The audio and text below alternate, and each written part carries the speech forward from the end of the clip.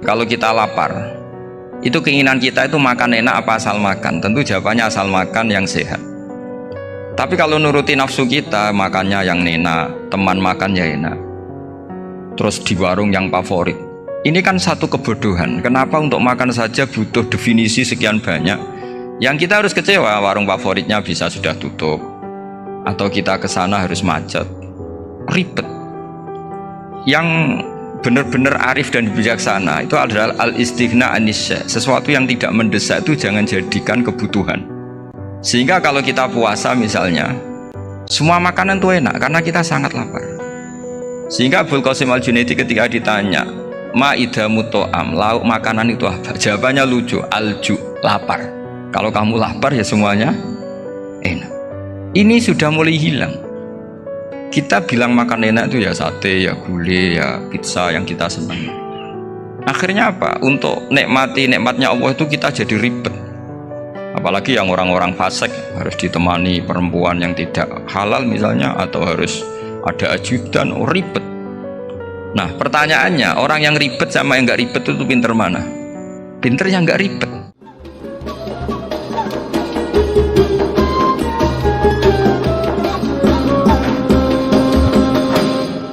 Setelah saya jadi kiai dan penelitian, saya itu berkali-kali didatangi dokter, tentara, juga polisi. Mereka sering bilang gini, Gus saya ini dokter negeri. Saya ke NTT, ke Papua, karena saya muslim, berkebutuhan Islam, maka dibikinkan musola, dibikinkan masjid. Kalau kiai tidak bisa, bikin sendiri urunan mau narik siapa. Mau narik tarikan di jalan yang mau nyumbang siapa. Tapi kalau kebutuhan negara, karena tugas negara, ya difasilitasi negara dan tidak dianggap misionaris karena negara. Begitu juga di beberapa negara yang non muslim kayak di Argentina, di Venezuela, itu ada masjid, ada kajian Islam ya karena duta besar, dan itu aparat negara. Disinilah kearifan para ulama berkoalisi dengan umarok dengan makna yang positif, bahwa agama ini harus ditopang umarok, sistem negara. Tentu di situ ada tentara, ada polisi, ada macam-macam. Kita sebagai kiai juga nggak berdaya di depan para bandar narkoba apa-apa kalau nggak ada BNN. Kita mau apa dengan korupsi kalau nggak ada KPK. Sehingga kearifan para guru-guru kita, mulai Mbah Maimun, bapak saya sendiri, NU, Muhammadiyah, semua ormas-ormas Islam itu pasti maulah kerjasama. Karena kita siapa ya? Kalau nggak kerjasama. Dan di antara pesan Rasulullah SAW adalah yaduwahi ma'al jamaah. Jadi apa ya, kebersamaan itu sudah berkah. Fa inna yadallahi ma'al jamaah. Jadi berkah. Lalu kenapa saya kalau ngaji bawa kitab? Ini agak sebetulnya itu lazim. Lazim itu suatu yang harus. Tapi karena kelamaan mubaligh itu tidak pakai kitab. Seakan-akan bawa kitab itu yang aneh. Sebenarnya aneh mereka. Karena begini logika simpelnya ya. Umat Nabi ini berhak dapat apa coba? Berhak dapat warisan yang paling luhur, paling hebat, paling jernih. Apa itu Quran dan hadis? Pertanyaannya, siapa yang paling punya hak otoritatif untuk menerangkan Quran hadis? Ulama. Ulama yang mana ya? Yang kapabel, yang sudah diakui dunia kayak Imam Ghazali, Imam Bukhari, Imam Syafi'i. Artinya kalau kita tidak pakai materi itu, ulama mendapat pikiran kita, bukan mendapat pikiran mereka. Saya ulang lagi, kalau kita tidak pakai materi yang otentik, yang orisinil, umat ini mendapat pikiran kita, bukan pikiran mereka. Maka saya berusaha supaya teman-teman atau semua umat Islam dapat pikiran-pikirannya Imam Ghazali, pikiran-pikiran Imam Bukhari, pikiran-pikiran Abul Qasim Al-Junaidi, kejernian-kejernian Abu Yazid Al-Bustami. Kejernian itu diantaranya adalah misalnya makalah yang menurut saya itu makalah yang super. Jadi untuk ngadepi krisis karena COVID atau karena apalah, itu lama dulu sederhana sekali. Beliau-beliau punya rumus yang mungkin jarang didengungkan orang, tapi saya akan kampanye rumus ini. Al-istighna, hakikatul istighna, itu adalah al-istighna anis syai' labihi. Jadi pemenuhan kebutuhan yang sebenarnya adalah kita berusaha menghindari sebanyak mungkin kebutuhan yang sekunder, yang enggak penting. Bukan memenuhi semua yang kita inginkan. Jadi misalnya begini ya, kalau kita lapar, itu keinginan kita itu makan enak apa asal makan? Tentu jawabannya asal makan yang sehat. Tapi kalau nuruti nafsu kita, makannya yang enak, teman makan ya enak. Terus di warung yang favorit. Ini kan satu kebodohan. Kenapa untuk makan saja butuh definisi sekian banyak? Yang kita harus kecewa, warung favoritnya bisa sudah tutup. Atau kita ke sana harus macet. Ribet. Yang benar-benar arif dan bijaksana itu adalah al-istighna anisya. Sesuatu yang tidak mendesak itu jangan jadikan kebutuhan. Sehingga kalau kita puasa misalnya, semua makanan itu enak karena kita sangat lapar. Sehingga Abul Qasim Al-Junaidi ketika ditanya, ma'idamu to'am, lauk makanan itu apa? Jawabannya lucu, alju, lapar. Kalau kamu lapar ya semuanya enak. Ini sudah mulai hilang. Kita bilang makan enak itu ya sate, ya gulai, ya pizza yang kita senang. Akhirnya apa? Untuk nikmati nikmatnya Allah itu kita jadi ribet. Apalagi yang orang-orang fasik harus ditemani perempuan yang tidak halal misalnya, atau harus ada ajudan, ribet. Nah pertanyaannya, orang yang ribet sama yang nggak ribet itu pinter mana? Pinter yang nggak ribet. Nah ini kearifan-kearifan yang mulai hilang. Lalu siapa yang bisa mewarisi itu? Ya ulama. Jadi ulama itu cara berpikir sebenarnya simple. Makanya mereka sering kalau tahajud itu. Di antara makalah Sayyidina Ali paling terkenal dan yang menjadikan beliau punya derajat yang luar biasa itu adalah kafani izzan antakuna li robban wa kafani fakhron an akuna laka abdan. Ya Allah, saya ini sudah begitu mulia, begitu terhormat dan sangat-sangat terhormat karena yang menjadi Tuhan itu Engkau. Jadi rumus pertama itu karena menjadi Tuhan itu Engkau. Hanya Tuhan yang abadi, Tuhan yang pertama, hanya Tuhan yang al-awwal. Coba ya Allah, kalau saya ini punya Tuhan Fir'aun, punya Tuhan mati jadi tontonan lagi, itu kerennya di mana coba? Andaikan kita punya Tuhan Fir'aun, atau punya Tuhan yang asal usulnya manusia, apapun hebatnya manusia itu, kita punya Tuhan manusia itu. Tuhan yang lapar, yang kalau nggak makan mungkin pingsan, mungkin bisa kena COVID, nanti Tuhannya diisolasi, kayak apa? Makanya ketika Tuhan Allah menyindir ketuhanan selain Allah itu, Allah hanya menyindir dengan kalimat sederhana, karena yakulani to'am, yang kamu tuhankan itu masih makan. Artinya kalau nggak makan ya lemes. Jadi lama-lama ada orang gini, alhamdulillah tadi Tuhan mampir ke saya, kelihatannya lapar, setelah tak kasih makan sehat lagi.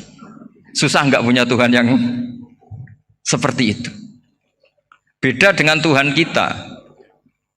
Tuhan yang nggak butuh makan, nggak butuh minum, al-qayyum, zat yang berdiri sendiri tanpa butuh yang lain. Al-awwal, sebelum ada langit bumi sudah ada Tuhan kita yaitu Allah. Bandingkan dengan Tuhan-Tuhan yang dipertuhan yang lain, yang adanya setelah bumi, misalnya Fir'aun dan sebagainya. Sehingga Sayyidina Ali pertama jadi kebanggaan apa? Kafani izzan antakuna li robban. Saya ini keren betul karena punya Tuhan yaitu Engkau. Tuhan yang lahul asmaul husna, Tuhan yang semuanya punya kebaikan, punya keabadian, punya keagungan. Terus wa kafani fakhron an akuna laka abdan, dan saya bangga sekali karena saya menjadi hambamu. Kalau saya jadi hambanya Pak Rektor ribet kan? Sudah tak hormati ternyata nanti tidak rektor. Ya kan ribet kan? Terus pokoknya ribet. Jadi budaknya manusia itu ribet. Makanya ada seorang wali datang ke temannya yang jadi presiden atau jadi raja. Datang ke situ karena tidak punya uang, mau minta uang karena temannya raja. Setelah sampai sana ternyata temannya ini karena orang soleh pas berdoa, ya Allah saya minta ini, minta ini, minta ini. Terus si wali tadi pulang. Tanya, kenapa kamu pulang? Ternyata dia sama, masih minta-minta kayak saya. Jadi sederhana deh. Sama-sama minta kamu, minta zat yang kamu mintain katanya. Jadi dulu itu orang itu sebegitu dekat dengan Allah. Sehingga si raja ini terus ketemu wali tadi tanya, kenapa kamu menyepelekan saya padahal sekarang saya raja? Terus ditanya sama wali tadi, karena temannya, kalau kamu di padang pasir tidak bisa minum dan harus minum 1 gelas, dengan ongkos kamu harus mengasihkan semua kerajaan kamu demi minuman itu. Pilih mana, minuman apa tetap jadi raja? Ya saya milih bisa minum. Saya tidak raja tetap hidup, tapi kalau nggak minum mati. Bagaimana Anda bangga dengan satu kerajaan sing la yusawi kak samain, yang tidak sama dengan segelas air. Jadi Artinya terus mereka melihat jadi raja itu ya biasa, jadi presiden biasa, jadi rektor biasa. Karena mereka biasa berlogika, hakikatul izzah itu ya taqarrub ilallah, yang benar-benar terhormat itu ya dekat dengan Allah. Begitu seterusnya mereka bikin paradok-paradok yang aneh, tapi itu menjadi pelajaran. Bapak saya Ki Nur Salim itu senang baca anekdot Nasiruddin Koja. Itu kalau bikin orang-orang aneh, itu dia datang ke satu pesta, pakai baju lusuh, pakai sarung lusuh atau celana lusuh, sama Sohibul Bait yang punya acara dibiarin. Setelah dibiarin dia pulang pakai jas, pakai dasi, pokoknya keren. Dihormatin, pakai alpat, pokoknya dihormatin. Silakan. Pas dia disuruh minum, minumannya itu disokkan saja ke sakunya. Jas, kamu harus minum yang banyak, karena kamu yang dihormati, bukan saya. Terus makanan semuanya diletakkan di saku, ada yang apa, ayo kamu makan yang banyak. Alpatnya juga gitu, dikasih sate apa, ayo kamu makan yang banyak. Mereka tidak melihat saya, melihat kamu. Akhirnya orang satu pesta itu istighfar semua, berarti kita ini salah. Terus dia pidato, kenapa kamu uang gitu? Tadi saya datang, orangnya sama. Gara-gara beda pakaian, penghormatannya beda. Berarti yang berhak dapat makanan ini jasa ya, bukan saya. Betapa naifnya kita sebagai orang. Ternyata kita masih hormat sesuatu yang seperti itu, yang atribut lah. Jadi orang-orang sufi itu orang yang bisa menertawakan dunia. Akhirnya ya, pertama dia dianggap orang gila, masa jas dikasih makan, dikasih minum. Tapi secara fikih dia benar, haram dia makan. Karena pas dia datang dibiarin, setelah pakai jas dikasih makan. Berarti hakikat yang dapat rezeki siapa? Jasnya apa orangnya? Jasnya apa orangnya? Jasnya. Jadi itu orang-orang sufi, kearifan orang-orang dulu itu bisa ngelola hal-hal yang keseharian menjadi luar biasa. Ada seorang wali melihat istrinya makan satu piring, anaknya makan satu piring. Ditanya, kalian kenyang? Wah, kenyang sekali. Melihat anaknya minum kopi satu cingkir, senang. Kalian senang sekali. Wah, kalau senang dengan hal-hal yang murah bisa, ngapain harus senang dengan hal-hal yang mewah? Bodoh sekali saya. Sehingga terus mereka bisa qanaah. Qanaah itu ya hidup itu simple, sederhana. Jadi tentu saya tidak akan ngomong yang muluk-muluk, selain itu tidak bidang saya juga apa ya.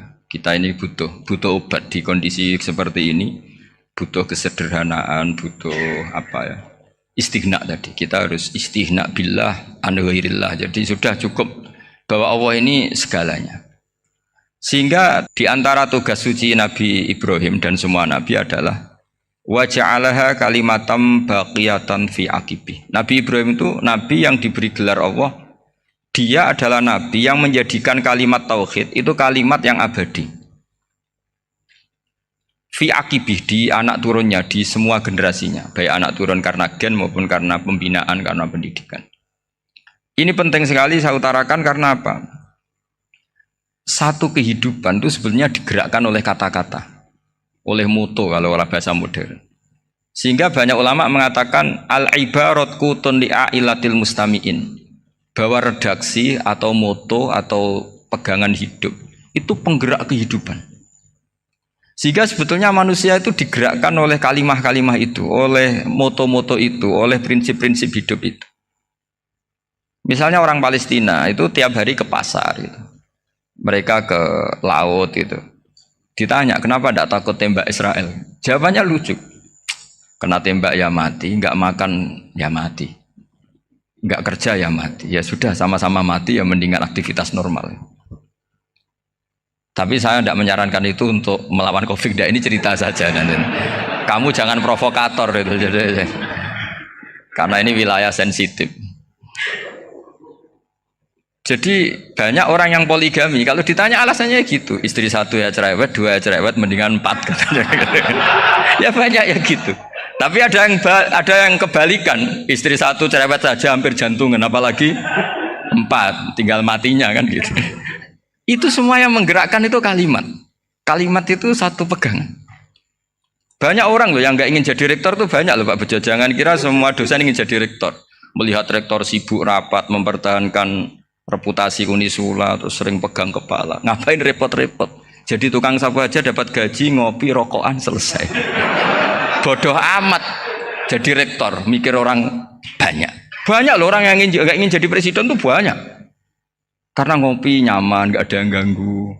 Mau tidur sampai jam 9 siang juga nggak ada yang ganggu. Sehingga mereka melihat pegawai negeri itu gak keren, orang kok diatur jam, disiplin. Itu memang cara Allah membagi rahmat. Mau kamu apakan coba? Cara syukurnya dia seperti itu. Bapak saya dulu tuh sering ngajarin saya, diajak jalan-jalan pagi-pagi.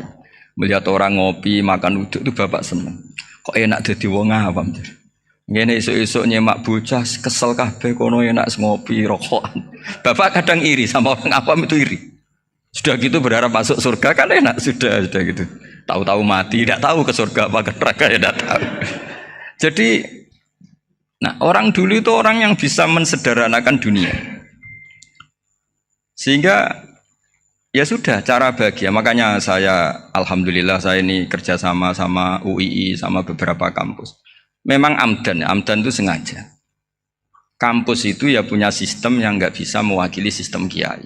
Kiai juga punya sistem yang nggak terwakili oleh kampus juga sebaliknya saling melengkapi. Saya sering ketemu rektor UII, rektor kampus-kampus Islam.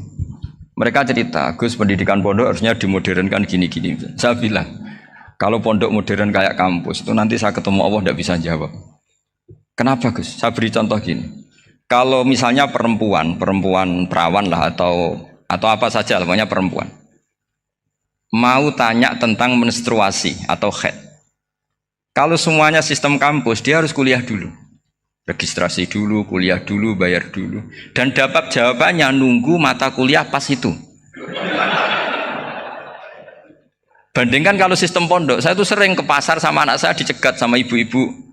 Gus, anak saya ngalami gini-gini, keluar darah terus menerus, nggak 6 hari tapi 1 bulan penuh. Itu hukumnya apa Gus ya? Nanti saya mau sowan ke jenengan. Nggak usah sowan di sini aja. Ya sudah, sebelum mengeluarkan darah yang rutin seperti itu biasanya haidnya berapa hari? 6 hari ya sudah ikut yang 6 hari, yang lainnya istighatsah. Ngoten tok Gus, ya udah ya. Begitu terus di masalah udhiyah, Pak. Ya coba kalau semuanya pakai sistem kampus, daftar dulu, bayar dulu. Jadi ini nggak ada jawabannya, nunggu mata kuliah itu, baru dapat jawaban. Itu biasa nggak sholat bertahun-tahun karena belum ada jawaban tentang itu.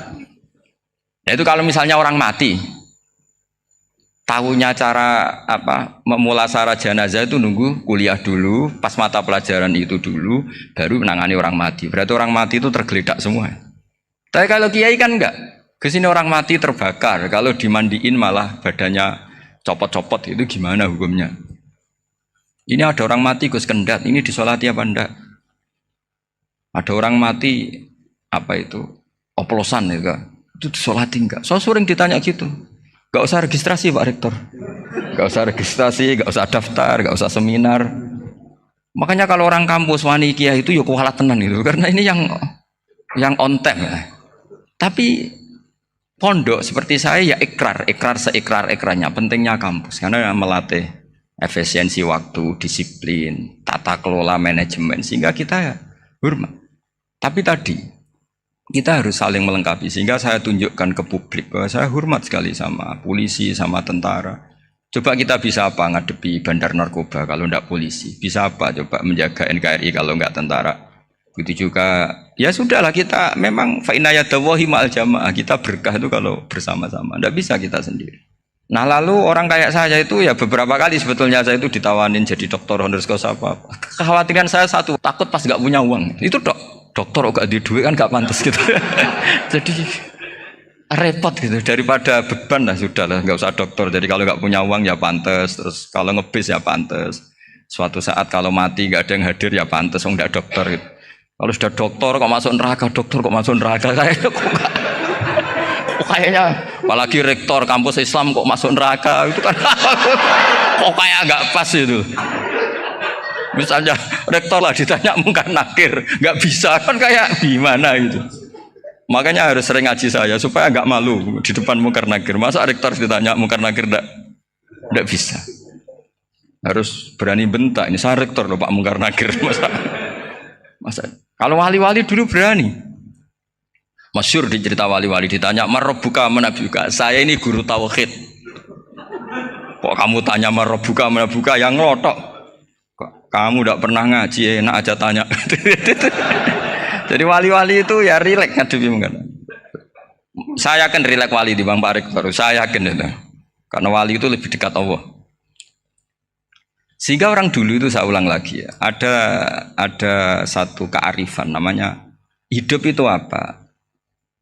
Hidup itu adalah cari sebanyak mungkin supaya hidup itu tidak tergantung pada banyak hal. Sehingga misalnya cara berpikir orang-orang modern itu sebenarnya banyak orang-orang ilmuwan yang nggak ngagumi Amerika. Bukan karena angkuh ndak. Untuk mempertahankan kebesaran negara sebesar itu, kebutuhan listriknya besar, kebutuhan tentaranya besar, kebutuhan apa? Sementara negara kayak Venezuela atau Swiss kebutuhannya ada banyak. Pertanyaannya, yang tergantung dengan banyak hal sama yang tidak tergantung banyak hal, itu pinter mana? Kalau dibalik pertanyaannya gitu, negara-negara maju itu tidak keren kalau dibalik pertanyaannya. Orang yang untuk mempertahankan eksistensinya banyak, butuh banyak hal, dengan yang tidak butuh banyak hal, itu pinter mana? Orang yang bahagianya nunggu jadi dokter, nunggu jadi kiai besar, kiai viral, dengan orang yang bahagia cukup dengan ngopi, itu pinter mana? Tapi kalau dibalik pertanyaannya, orang yang tahunya nikmat hanya kopi, dengan nikmat yang banyak, pinter mana? Makanya Mbah Mun tuh kalau guyon itu lucu. Aku ikut saake, ambek wong desa sing mlebu swarga. Saya dulu eskal mlebu swarga kok disakeni. Akhirnya beliau memberi penjelasan. Wong desa iku roe pakanan enak, iku mau kopi mbek uduk. Lah swarga iku mau nuruti sing dikarepno. Akhirnya wis mau mangan, wis ngopi, nguduk, ngopi ora roh pakanan liyane iku ora roh. Nasi mandi yo ora roh, pizza yo ora roh apa-apa. Terus saya bilang, wah lah niku nak nganti selera tentang wanita cantik. Iku juga sederhana. Rontok pesek ya wis cantik, rontok ireng ya wis. Apa bidadarinya seperti itu karena saking enggak pengalamannya. Jadi surga itu kan nuruti apa yang diinginkan. Kira-kira keinginan orang kampung kalau di surga itu apa coba? Makanan apa coba? Ya, nah, senengnya ketemel gemblong itu. Artinya malaikat lebih suka nangani surganya orang-orang kampung timbang Pak Rektor. Ini sudah ribet ini. Makanan apa saja sudah harus dicoba ya. Terus kalau di mall tahu orang macam-macam, seleranya macam-macam pasti. Enak mana kalau sampai jadi malaikat pelayan surga? Suka ngelayani orang kampung apa yang orang kota? Orang kampung kan? Jadi ya itu guyon ya, guyon tapi itu menjadi pikiran kita bahwa orang yang banyak kebutuhan itu sebetulnya banyak kebodohannya karena menggantungkan kebahagiaannya dengan banyak hal. Makanya Imam Syafi'i ngendikan istighna itu apa? Al istighna anisya'i. Yang dikatakan kecukupan adalah berusaha sebanyak mungkin banyak hal tidak kamu butuhkan. Bukan memenuhi semua kebutuhan kamu karena nafsu kamu ini tidak ada batasnya gitu. Kalau kamu penuhin nggak akan selesai. Itu ada perempuan yang kurang cantik itu minta doa saya, Gus doain suami saya kaya. Terus tak guyonin, terus nggak minta. Kalau suami kamu kaya, yang pertama dirubah itu apa? Rumah Gus, supaya rumah saya bagus. Kedua apa? Mobil, supaya mobil saya bagus. Nanti yang dievaluasi itu kamu. Mobil bagus, Alphard, rumah mewah, istrinya kamu. Pasti itu dievaluasi. Langsung nggak usah sudah gini aja kan. Jadi pertama yang dievaluasi itu kaya itu, coba kalau suami kaya itu yang dievaluasi pertama rumah ya, rumah ganti. Setelah itu apa? Mobil. Kira-kira berikutnya akhirnya sudah aku nggak jadi. Nabi Ibrahim itu pernah minta umur panjang, keren umur panjang. Sama Allah nggak dijawab. Datang orang tua gitu mertamu ke Nabi Ibrahim, terus disuguhi dikasih kurma. Apa itu? Kok kurma apa? Anggur yang sudah matang sekali, sudah dimakan. Setelah dimakan meler keluar lagi, dimakan lagi meler lagi. Terus Nabi Ibrahim masuk lagi ke kamar. Ya Allah, doanya tak cancel. Nanti kalau saya tua kayak itu. Jadi Allah itu nggak jawab langsung tapi ngirimkan itu. Akhirnya ya Allah nggak jadi. Nanti takut itu. Saya pernah ngalami jadi kiai tadi ada ibu-ibu ya nggak pati cantik lah. Suaminya tuh miskin sekali. Minta doa saya supaya kaya. Bareng tak kasih pertimbangan itu udah nggak usah nggak jadi. Jadi itu kearifan. Tapi kearifan ini harus kita tanamkan. Saya nggak bisa membayangkan Indonesia yang besar ini. Andai kan tidak ada qanaah, nerimo ing pantum. Coba sekarang ada COVID. Andai kan Indonesia tuh kayak Perancis. Saya beberapa kali punya tamu orang yang hidup lama di Perancis, bahkan dapat istri orang Perancis. Itu dulu gak begitu mencintai Indonesia. Tapi setelah di Perancis 2 tahun, wah Indonesia hebat. Di Perancis tuh kata dia kalau cerita, semua kebutuhan masyarakat itu dibebankan ke negara. Apa saja minta negara, apa saja nyoal negara. Sementara Indonesia, coba kalau Indonesia mengalami seperti ini kok tidak ada konaan rimo ing pantum, bisa kios Indonesia. Orang miskin nyalahkan negara, kelaparan nyalahkan negara, apa saja. Tapi barokahnya dididik kiai jogeman nyalahno wong liya. Urip pun romo ing pandum, diame. Sampai gak ngerti kalau Covid. Banyak tuh orang-orang kampung itu, orang lugu-lugu itu. Mbah niki saking Covid, salam ning Covid, muga-muga umure panjang. Dikira Covid itu nama orang yang ahli sosial itu.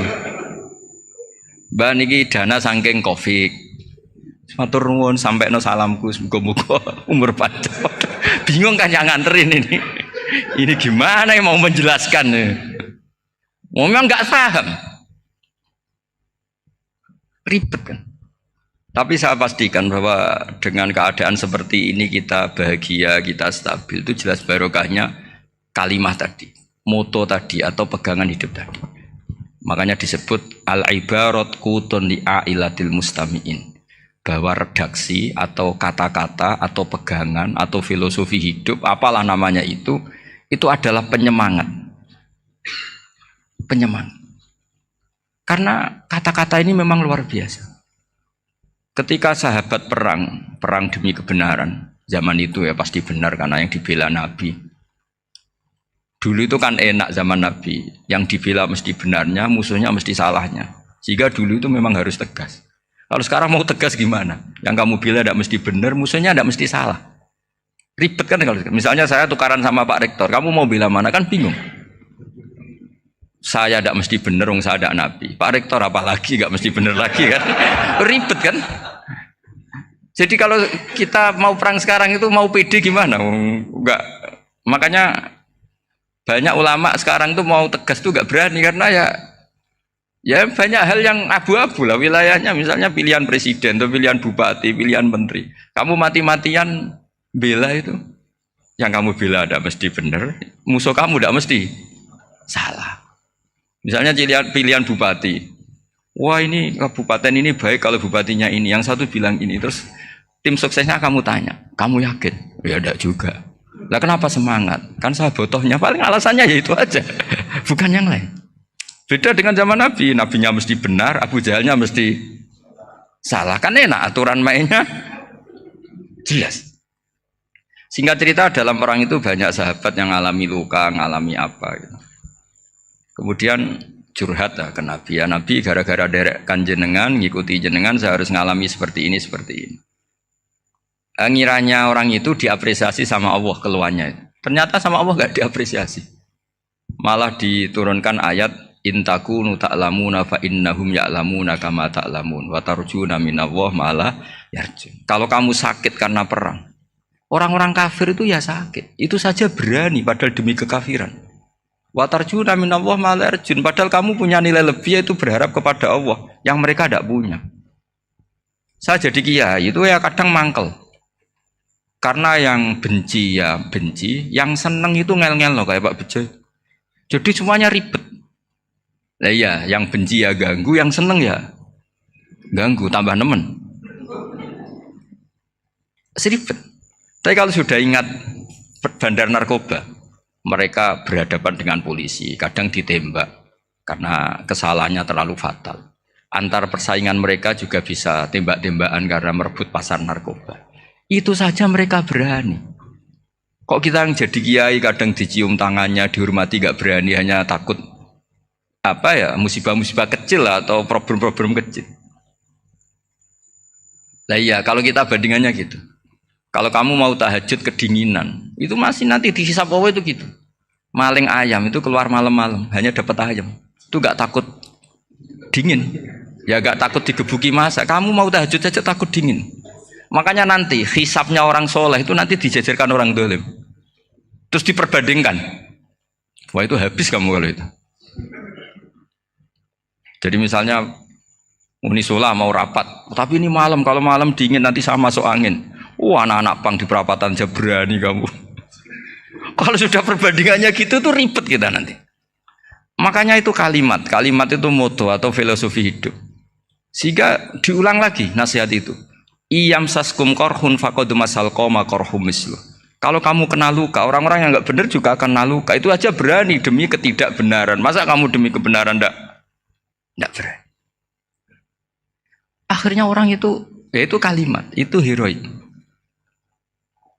Makanya kita ini penting ya, makanya tadi himne Unisula dimulai kalimat thayyibah.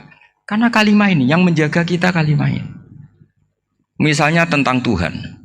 Kenapa orang Islam imannya kokoh seperti ini, termasuk yang sudah hidup di Amerika, di Australia, di mana-mana. Itu ya barokahnya ajaran atau barokahnya kalimah. Saya sebut kalimah saya pakai bahasa santri. Karena la ilaha illallah itu dalam tradisi santri disebut kalimatu haqqin alaiha nahya wa alaiha namut wa alaiha nub'ats. Ada yang riwayat wa biha nub'ats insyaallah taala minal aminin. Kenapa mereka di mana-mana meskipun sekolah di Amerika, di Australia, bahkan di Uni Soviet tetap mukmin? Itu barokahnya ajaran yang benar. Allah itu siapa? Tuhan. Tuhan itu sifat dasarnya apa? Awal. Dia harus wujud awal sebelum makhluk yang lain. Sehingga ketika ada negara yang maju, yang tertib, manajemennya tertib, masyarakatnya makmur, tapi punya Tuhan yang tidak seperti itu, tidak awal, itu sudah gak nyaman. Karena ndaklah keren Tuhan saya, karena Tuhan saya itu al-awwal, zat yang pertama. Tuhan saya keren lah, zat yang nggak mati. Tuhan yang nggak mati, yang nggak pernah mengalami kematian. Sehingga tontonan atau yang dilihat kenikmatan-kenikmatan yang lain ini tidak mengubah dia pendirian tentang Tuhan. Karena mantapnya satu kalimat tadi bahwa Tuhan itu ya harus satu, harus awal, harus tidak mati, tidak rusak, tidak mengalami apa-apa yang membahayakan. Sehingga ketika ditawarin Tuhan yang lain meskipun menjanjikan secara finansial atau kemakmuran, mereka gak tertarik. Itu coba, itu barokahnya makmur apa barokahnya ajaran? Barokahnya ajaran. Sering negara Islam itu kalah makmur dengan mereka, tapi barokahnya ajaran ini tetap apa? Tetap Islam. Makanya Nabi Ibrahim, Nabi yang sukses bikin wa ja'alaha kalimatam baqiyatan fi aqibi. Sehingga kita ini bekti sama orang tua misalnya, itu ya karena ajaran. Suwargamu itu karek wong tuamu. Nak wong tuamu ridho, Allah ridho. Nak ora ridho, Allah ora ridho. Ridho wa fi ridhol walidain wa sakhatu wa sukhtu wa fi sakhatil. Sehingga ketika ada orang tua yang agak brengsek gitu, anak-anak tetap hormat. Punya orang tua yang miskin, yang sudah miskin, tukang tombok nomor, banyak kan di kampung gitu. Ya tetap hormat. Coba kalau dari awal kita ngajari orang tua kamu hormati ya, kalau baik, kalau tidak usah. Bisa geger Indonesia. Tapi barokahnya ajaran-ajaran itu Indonesia tertib karena ada ajaran. Nah ini di sini pesantren dan Unisula semua harus berkontribusi membuat ajaran yang benar itu adalah ciri utama Islam. Sehingga Islam ini dimulai dengan ajaran kalimatu haqqin alaiha nahya wa alaiha namut. Sehingga kita tenang seperti ini. Saya ini termasuk kiai yang tenang. Meskipun kata orang banyak saya ini kiai besar, tapi termasuk kiai yang paling tenang. Termasuk yang paling tenang. Karena saya ini pakai mazhab orang-orang hebat.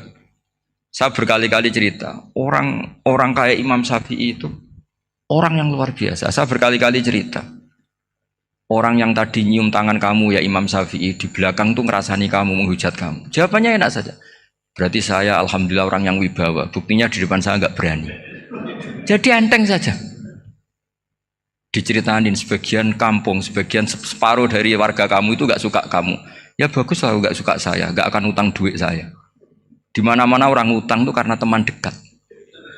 Kalau gak seneng pasti minimal gak utang, gak pinjem mobil, gak pinjem apa. Berkah mana yang seneng sama yang gede. Jadi dianggap enteng saja. Semua yang dialamin dianggap enteng saja. Misalnya punya istri pemarah, ya baguslah marahin suami. Kalau marahin tonggo malah ribet. Jadi kamu harus terima kasih kalau dimarahin istri. Baguslah marahin saya mah, kalau marahin tonggo ribet. Jadi enteng saja. Tapi kita sekarang tuh karena nafsu ya, sehingga menghadapi hidup ini ribet. Ulama dulu kalau mau mati itu senangnya bukan main. Sudah lama saya ini ingin nggak maksiat. Kayaknya nggak maksiat paling efektif itu mati. Ya tidak apa-apa Gusti, kalau sebaiknya mati ya mati aja. Enteng saja. Jadi melihat kematian itu akhir dari segala keburukan atau potensi keburukan. Apapun baik kita sekarang, suatu saat mungkin kita nggak baik. Yang bisa menghentikan ketidakbaikan atau potensi ketidakbaikan itu apa coba? Mati kan? Berarti mati itu mengerikan apa menyenangkan?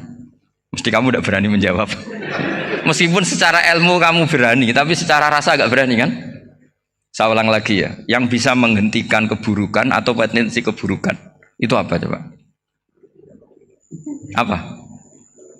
Kematian. Berarti kematian itu menyenangkan atau menyusahkan? Apapun kamu tidak berani jawab karena kamu agak-agak duniawi itu kelihatannya. Tapi secara ilmu, kamu tahu kan kalau mati itu tidak buruk-buruk banget. Karena apa? Itu akhir dari segala keburukan. Sehingga Nabi ngajarkan kalimat itu begitu luar biasa. Allahumma ahyini maka natil hayatu khairan li wa tawaffani maka natil wafatu khairan li. Nabi melihat dunia itu begitu indah.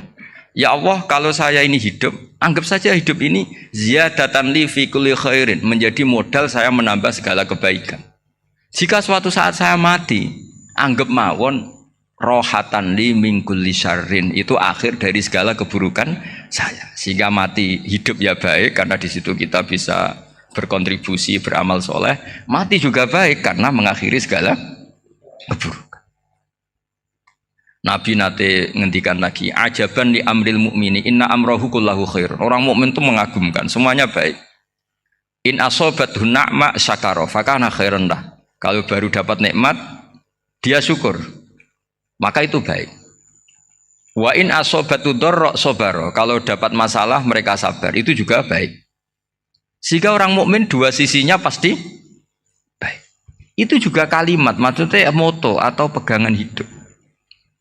Nah berikut ini saya beri contoh, ini kenangan saya, ini contoh terakhir. Masalah jadi orang terkenal maupun tidak. Di sini dicontohkan Imam Ghazali di halaman 367 di kitab saya 367, juznya 3 di kitab Ihya Ulumuddin. Di sini beliau cerita betapa untuk menjaga ikhlas sebaiknya orang itu tidak terkenal, tidak syuhrah, tidak terkenal. Oke, itu kita sepakat ya, karena kalau terkenal mungkin orang dipaksa publik dengan tanda kutip untuk selalu berbuat baik, tapi karena jaim lah, jaga image atau apa.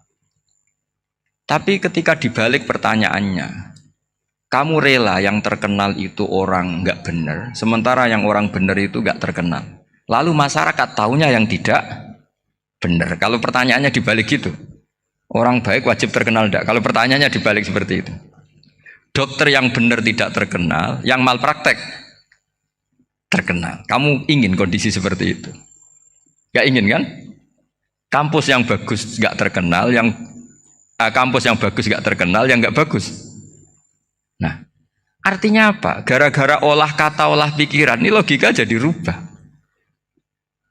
Lagi-lagi apa? Jawaban itu ada di kata-kata sebetulnya. Makanya bab-bab seperti ini tidak usahlah kita berdebat, berpolemik. Sebaiknya orang itu humul, menutup diri, apa sebaiknya orang terkenal, itu nggak perlu seperti itu. Sudah terserah Tuhan saja. Makanya saya mulai dulu ngaji sampai sekarang itu ya tidak punya punya ikon tertentu atau punya website tertentu, enggak. Sudah terserah pangeran. Sudah. Saya juga tidak sok suci materialistik atau enggak, ya tidak mikir saya. Bukan apa-apa ya, karena saya ini kiai, jadi biasa urusannya sama Allah, tidak sama makhluk. Jadi pusing kalau sama sarah-sarahnya makhluk itu pusing. Meskipun rektor kalau nasihati saya pasti tidak saya terima, itu tetap makhluk, itu sudah ada ngefek kalau saya itu sudah ada itu.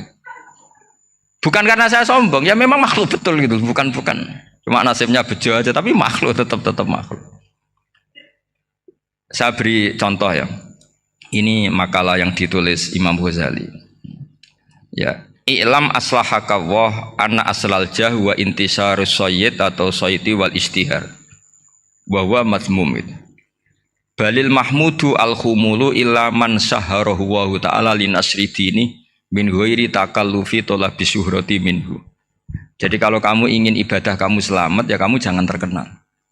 Tapi resikonya adalah Kalau kebaikan itu tidak terkenal, maka nggak dikenali. Kalau nggak dikenali, berarti masyarakat hanya punya percontohan yang tidak baik, karena yang baik tidak terkenal.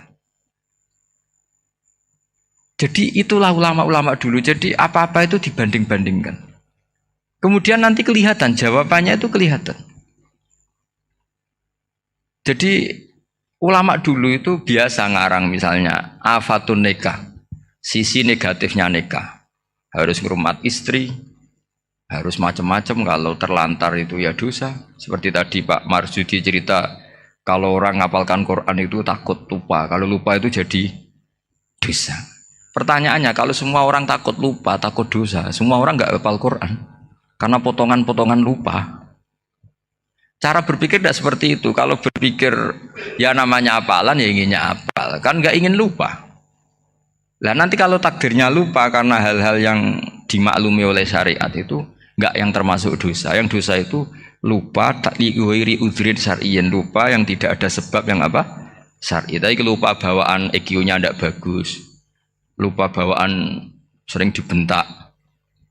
Oh itu enggak masalah karena bawaannya orang tertekan itu ya lupa. Coba kamu hafal Quran, terus punya kredit jatuh tempo, pas hari itu aku yakin enggak cerdas sudah. Itu bawaannya orang tertekan tuh pasti lupa. Jadi ya saya teruskan ya. Jadi terus ada makalah yang sangat bagus sekali tentang itu. Saya baca ya. Wa yadullu ala dzalika anna Allah azza wa jalla amaral anbiya'a bi idharil amali lil iktida wa khassahum bi mansibin nubuwah. Wala yajuzu ayyudhanna bihim annahum khurrimu afdolal amalen. Jadi orang yang terlalu mendewa-dewakan khumul itu menutup diri. Oke itu baik, karena dengan khumul, dengan menutup diri Anda tidak riya, Anda tidak pamer. Tapi kata Imam Ghazali, kamu juga harus ingat, di antara syaratnya Nabi itu harus mengumumkan kalau beliau itu seorang Nabi. Harus memaklumatkan kalau beliau seorang Nabi, supaya bisa diikuti. Caranya sholat harus diumumkan, sehingga Nabi itu mengatakan harus jamaah.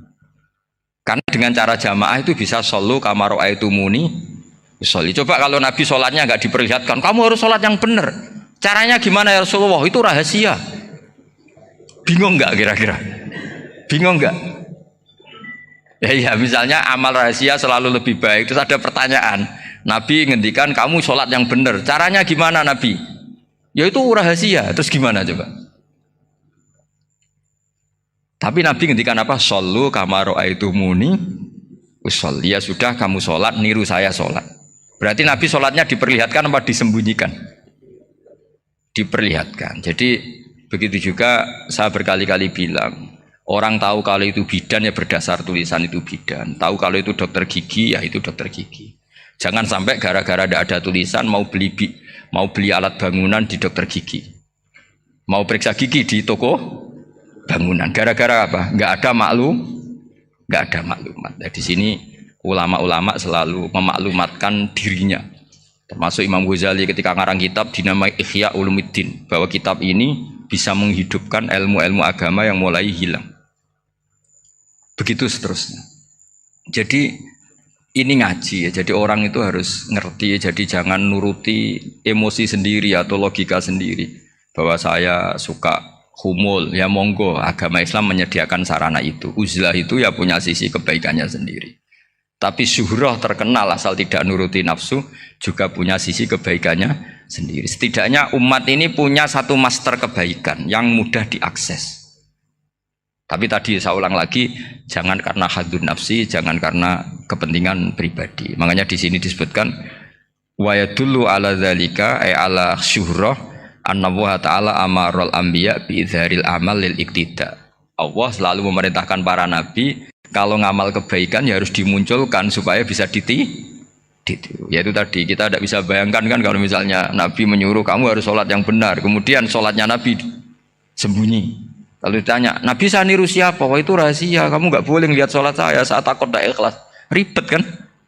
Sehingga jamaah itu statusnya tetap harus. Nah bedanya harus ini ulama berpendapat harus yang apa? Fardu kifayah. Tapi fardu itu maknanya harus. Tapi bukan berarti kalau nggak jamaah sholatnya nggak sah, nggak. Tetap tapi statusnya jamaah tetap apa? Harus.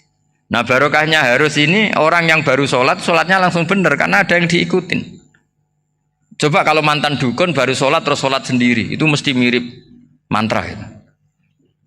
Karena dia tidak ada master percontohannya. Tapi barokahnya ada master, orang paling bodoh pun kalau sholat ya bener, karena standar ada komandonya, ada imamnya. Sehingga Imam Ahmad malah berpikir keras, syarat sahnya sholat itu harus jamaah. Cara pikirannya Imam Ahmad keras sekali beliau. Sehingga kalau orang sholat sendiri kok ada orang lain yang maunya berjamaah harus bayar, orang itu harus bayar demi sahnya sholat. Itu madzhabnya Imam Ahmad.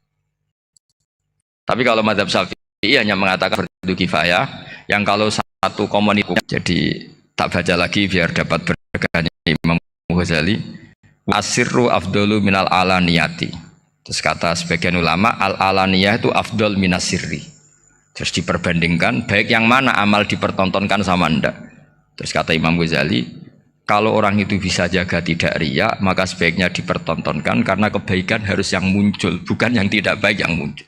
Makanya ketika memaklumatkan diri sebagai ingin jadi generasi khairah ummah, itu kalau diterjemah itu kan, wow, khairah ummah, umat terbaik. Itu kan kayak agak angkuh. Tapi nggak apa-apa, itu nggak apa-apa. Masa kita kampanye siap degradasi moral kan ya lucu kan.